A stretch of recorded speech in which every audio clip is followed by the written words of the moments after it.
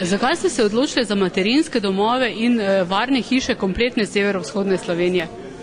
Ja, če bi bilo možno, bi se odločili za celo Slovenijo ali pa kar za celo Evropo ali pa cel svet, ampak nažalost, premali smo, ne gre, štartali smo tukaj in upam, da bomo lahko širili naše akcije vedno bolj v širšem krogu. 250, 270, aha. A vidite, da bomo prišli do tistega, kar sem že prerekel.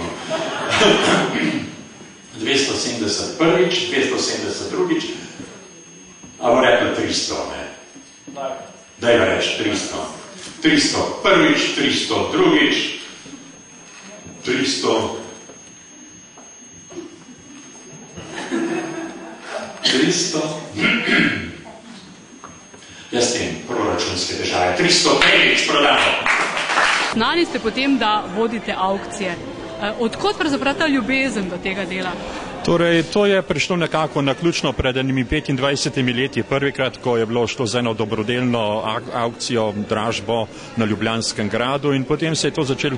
Jaz sem zmeraj bil malce fasciniran, ko sem po svetu gledal kakšne velike dražbe, ki so bile seveda komercialne in se mi je zdelo zelo, kako bi rekel, blizu mojemu novinarskemu poklicu, komunikacija z ljudmi in se mi zdi, da je to zelo pomembno, kako pravzaprav na dražbi to ta očesni stik med ljudmi in pa tudi nekakšno počutje, stanje med ljudmi, komunikacija takrat deluje neizmerno in to se mi zdel en tak izziv, ki ga potem, če pa še to spremljeno s tem, da se nekaj dobrega naredilo, ali za otroke, ali za invalidne ljudi, ali pa kaj takega, se mi zdi to ena zelo lepa stvar, pa še uživam pri tem. V bistvu je zdaj ta aukcija prva, za dalje z aukcijami še ne vemo, kako bo, zato ker nimamo še nič v planu. Imamo pa v planu eno veliko prireditev v SNG v Mariboru, ki bo 8. aprila.